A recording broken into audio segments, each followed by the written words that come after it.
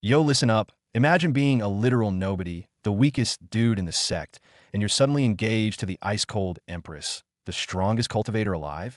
This isn't just marrying up, this is a total glitch in the Matrix. But you think he's just going to be her trophy husband? Think again. Our boy activates a shock system, where he gets OP rewards just for making people's jaws drop.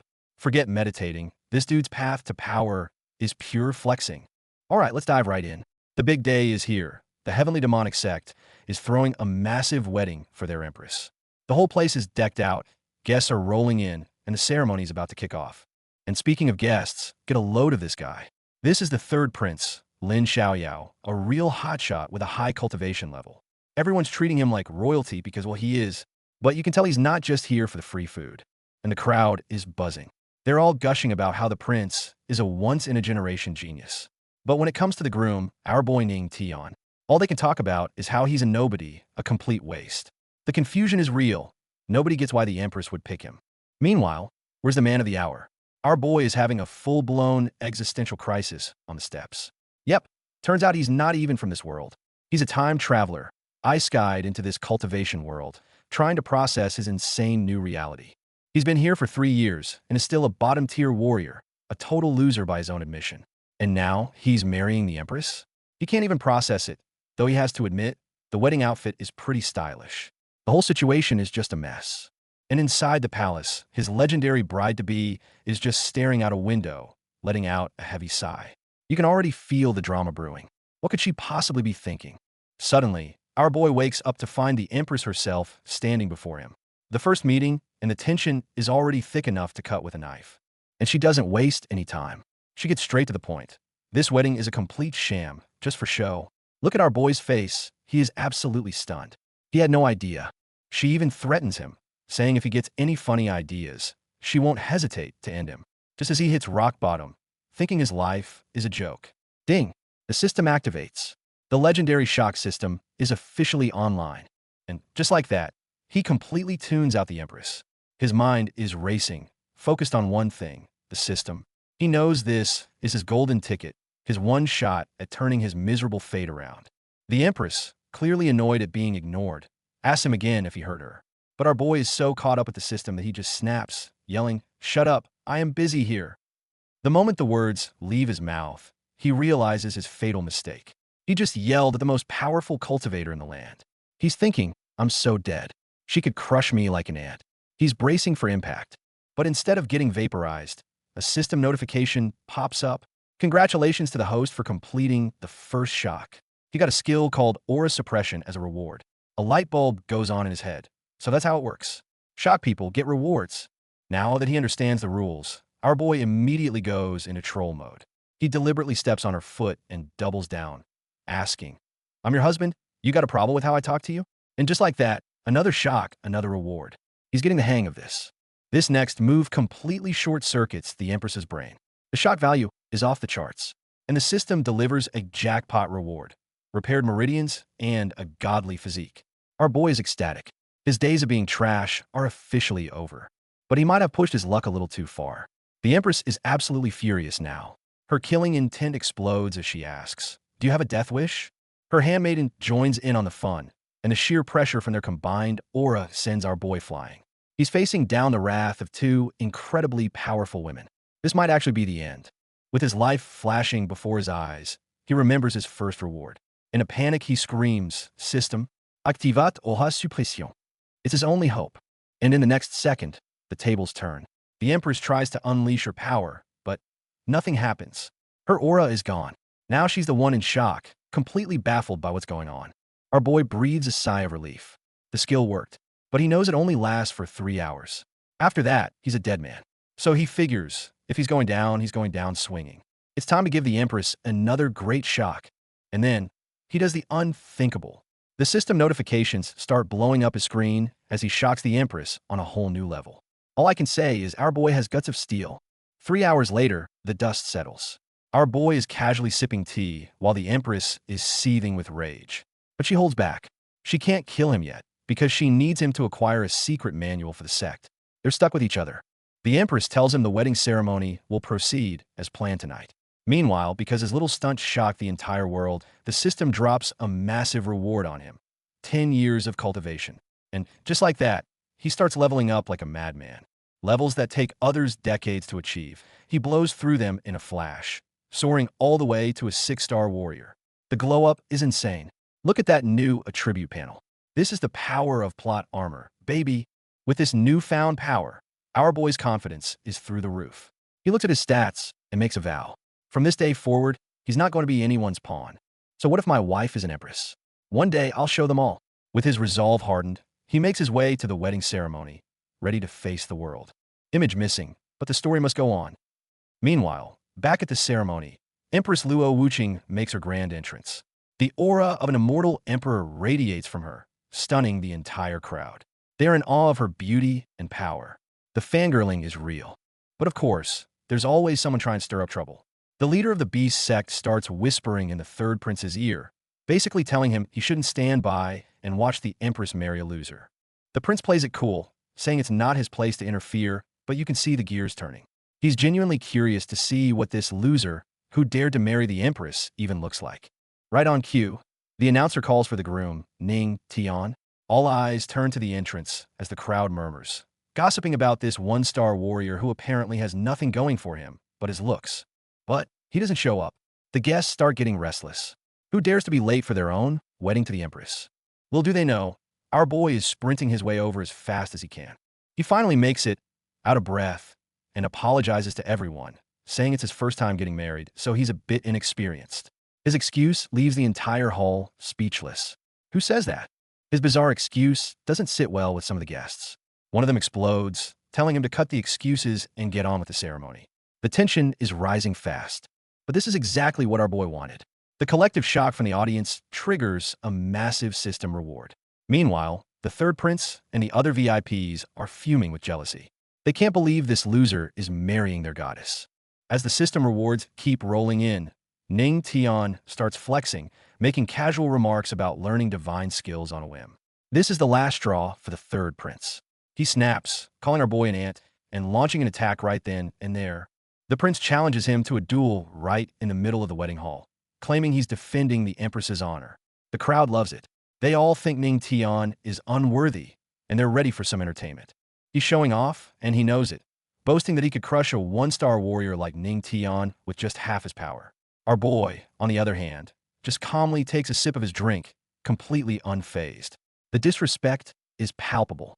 The prince keeps running his mouth, thinking he's about to look cool in front of the empress. But our boy just coolly agrees to the duel. He was looking for an opportunity to shock all these big shots anyway, and the prince just served it up on a silver platter. And the crowd goes wild. Absolutely nobody expected this. A lowly one-star warrior actually accepting a challenge from a powerful Earth King realm expert? The audacity! The prince is still riding high on his confidence, trash-talking that half his power is more than enough. Little does he know, our boy isn't the same weakling he was this morning. His cronies join in, chanting that the empress deserves someone strong like the prince. Our boy sees this and thinks, all right, if it's a fight you want, it's a fight you'll get. The prince tries to act all high and mighty, telling Ning Tian to make the first move so no one can say he's a bully. Our boy just grins. That's what I was waiting for. He starts mocking our boy's fighting stance, calling it weak and pathetic. He completely underestimates him, a mistake he is about to regret dearly. Even the elders of his own sect are groaning, thinking our boy fell for a simple taunt and is about to embarrass them all. But Ning Tian is calm. He admits his palm skills aren't great, but then he adds a dramatic but. It's more than enough to crush you. A massive wave of energy erupts from him. The prince, still arrogant, scoffs at it, calling it a bluff, not even worth a fart. And then, our boy unleashes it. The signature move of the heavenly demonic sect, the heavenly demonic palm. The moment he uses that skill, all the powerful elders jump to their feet. Is that the heavenly demonic palm? How can a mere handyman master an earth-level skill? The entire audience is in a state of absolute disbelief. The prince starts to panic. He tries to remove the seal on his power, but it's not working. He can't access his full strength. He's completely bewildered. Little does he know, it's the empress herself, sitting on her throne, who is secretly suppressing his power. Looks like she might care about her nominal husband's life, after all. With his power sealed and facing an unstoppable attack, the prince's mind shatters. Why? He's just trash, a handyman. How can he defeat me? And just like that, the fight is over. The prince is defeated in a single blow, brought to his knees in humiliation. The crowd is stunned into silence. A nobody just took down a genius prince. This changes everything. The entire hall is dead quiet. Everyone is staring at our boy like he's some kind of monster. How did he learn that skill? Was he hiding his power all along? The questions are flying. This was his master plan all along. The system notifications are going crazy again. He even managed to shock the Empress. Our boy didn't just win the fight. He played the entire audience and reaped all the rewards. And this time, the system drops a grand prize, the charming physique. The description says it grants infinite charm, allowing the host to captivate everyone effortlessly. Oh boy, things are about to get interesting.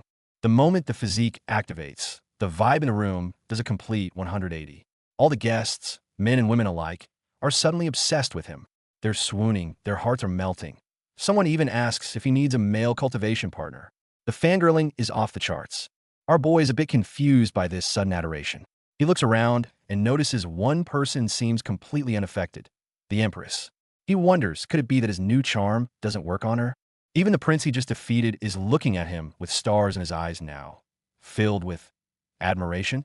Our boy is speechless. This system is ridiculously overpowered. Leaning into his new persona, our boy decides to keep the shock train rolling. He humbly proclaims that he's still just trash and that cultivation takes time. This reverse psychology flex just leaves everyone even more confused and impressed. The great elder of the heavenly demonic sect steps in, telling him he's being too modest. By calling himself trash after what he just did, he's basically insulting every other genius in the room.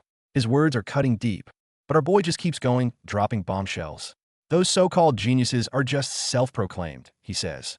This statement is like a grenade, offending every single holy son and saintess from every sect present. The elders are furious, claiming his words could shatter the cultivation hearts of the entire younger generation. With one sentence, our boy has basically made an enemy of every righteous sect in attendance. Missing a panel here, but the plot thickens. The great elder pulls him aside, demanding to know where he learned the heavenly demonic palm.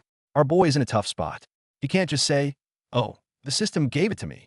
He has to keep his secret safe. Forced to come up with a lie, he claims he learned it in a year. The elder doesn't buy it, so our boy, thinking on his feet, changes his answer to one day, which, of course, is even more unbelievable. One day, the crowd erupts. They think he's mocking them. Little do they know, our boy is thinking to himself, even one day is an exaggeration, it really only took a few minutes. But against all odds, the elders actually believe him. They're ecstatic, convinced the sect has finally produced a peerless genius on par with the Empress herself. They now see his previous arrogance as humility. He's a genius among geniuses. The collective shock of the elders triggers another massive system reward, flooding his body with aura. While he's secretly celebrating, he reminds everyone that they still have a wedding to finish. And so, the wedding proceeds. But now, the way the guests look at him has completely changed. What was once a loser unworthy of the Empress is now a handsome man and a pretty woman, a match made in heaven. The hypocrisy is hilarious. As he goes through the ceremony, bowing to heaven and earth, our boy reflects on a universal truth. Respect is earned through strength. He went from zero to hero in the span of a single fight. And here we get a flashback, revealing the real reason behind this marriage. Months ago, the Empress made a deal to obtain a secret manual to save her sect. The condition? She had to marry someone with a godly physique. Her sect is facing an imminent crisis, with powerful enemies planning to attack within 6 months. The only way to save her people is to break through to the God realm, and that manual is the key. So, even if Ning Tian was a waste who couldn't cultivate, as long as he possessed the godly physique, she had to marry him. This wedding was nothing but a transaction from the very beginning. Back in the present, the ceremony concludes, and the Empress leads our boy away. The guests are still marveling at her insight for choosing such a talented husband, completely oblivious to the real story. However, our boy's spectacular performance at the wedding has not gone unnoticed. Word of his talent quickly spreads to enemy territory, the Righteous Alliance. The leader of the Righteous Alliance, immortal Emperor Jingtian, is already plotting the downfall of the heavenly demonic sect. He looks like a classic scheming old villain. Their original plan involved attacking the sect, while their morale was low from the Empress marrying a nobody. But the sudden appearance of a genius husband has thrown a wrench in their entire scheme. The Beast Sect Master, the same guy who was instigating trouble at the wedding, frantically reports the new intelligence. Luo Wuqing deceived us all. The person she married is not trash. but a peerless genius. He recounts the entire story. How Ning Tian defeated the prince in one move and mastered the heavenly demonic palm in a single day. The leaders of the Righteous Alliance are left completely stunned by the news. Emperor Jingtian immediately recognizes the threat. This unknown variable, this genius, must be eliminated. He decides to take matters into his own hands and investigate Ning Tian personally. Meanwhile, back in the bridal chamber, it's the wedding night. Our boy is still pondering why his charming physique worked on everyone except the one person who matters most, his wife. He wakes up, still processing the insane turn his life has taken. Without his system, he'd be long dead. He knows that to survive in this world and stand on his own 2 feet, he has to keep getting stronger. More from the wedding night, coming right up. Putting his charm to the test again, our boy starts quoting romantic poetry, asking the Empress if they should, do what married couples do. She just scoffs, telling him his little tricks might work on young girls, but not on her. Her cold rejection completely throws him for a loop. Look at him, he's so shocked he can't even form a coherent thought. Her mental fortitude is on another level. She even taunts him, saying he wants to but doesn't dare. That's a direct challenge to his manhood, and our boy is not one to back down. The Empress continues to provoke him from her bed. That's it. For the sake of his dignity, our boy decides he's going to prove himself, right here, right now. But he pulls a fast one, using his aura suppression to freeze her in place and tells her to sleep standing up. She's furious, yelling at him to fight her for real on the bed. Her bold words leave even our boy flustered. Knowing he's still no match for her in a real fight, he makes a strategic retreat. But he makes a promise. Sooner or later, he'll show her that in this world, her husband is the biggest boss. He immediately finds a spot to cultivate. With his godly physique and system buffs, his training speed is tripled. This new, overpowered life is just getting started. End of the chapter. What new heights will our boy reach next?